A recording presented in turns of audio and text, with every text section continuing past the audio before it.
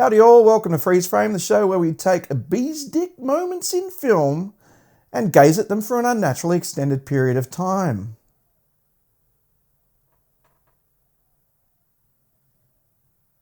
You get it right. I'm Harv, and today I'm coming at you from a temporary set, so if you notice the change in scenery behind me, do not panic. It just means I'm in Australia. So today we're doing a scene that was recommended in the comment section of one of our previous videos where user DJ Elevate, who just happens to be my co-author in the Celebrity Sash-Up videos, recommended we do the head tilting scene from Halloween.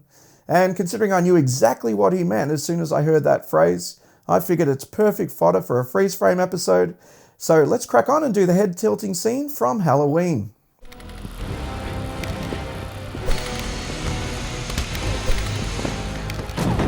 Jesus Christ! Stop it!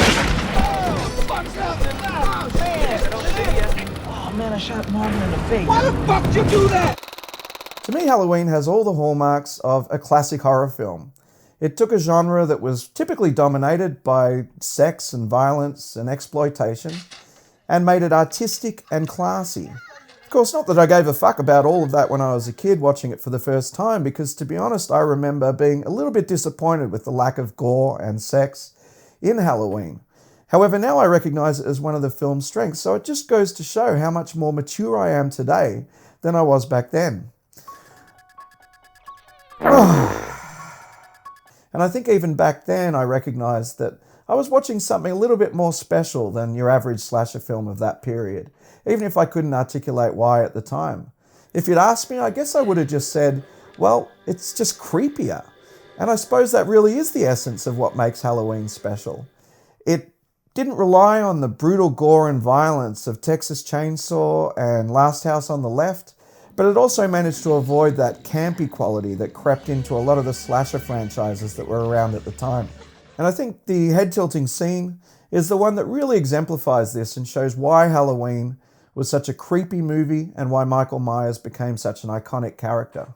So this is the scene where Michael Myers kills the glasses-wearing boyfriend. And it's not the first death in the film or even the first moment of violence, but it's really the first moment where you get to see Michael Myers' sheer brutality. He grabs the guy by the neck, slides him up the wall, and plunges his iconic butcher knife all the way through his chest into the wall behind him, leaving him dangling there like some kind of ridiculous post-it note. And this scene is created almost entirely through the magic of editing. All you see is Michael Myers plunge the knife, you see a reaction shot of the guy as if he's in pain, and then you see his feet relax, which shows you that he's dangling off the floor and he's probably just died. So this scene does two really important things for the movie. The first is it establishes Michael Myers as basically a supernatural antagonist. Even though it's not conclusive, it really does imply in your mind as you're watching the film that you're probably not watching a human being going around stalking people here. I mean, I've tried to nail a guy to a wall with a butcher's knife before, and it's really, really hard. Even with the really skinny hobo I found off the street, I managed to get the knife about halfway through his chest, and then I had to whack the handle with a hammer a couple of times to get it to go anywhere near the wall.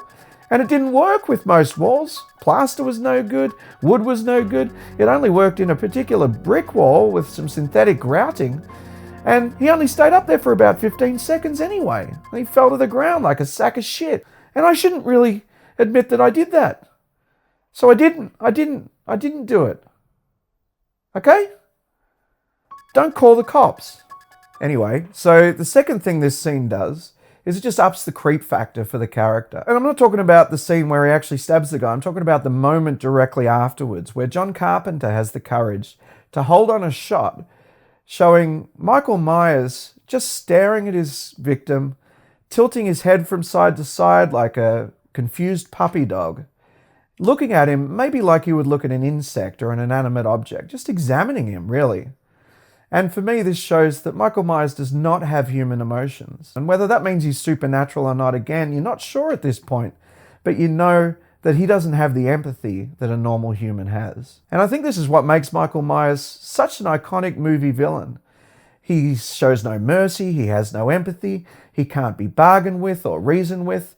He's just a big bad killing machine, and he's coming to your neighborhood to put a knife through your chest. So deal with it, bitches.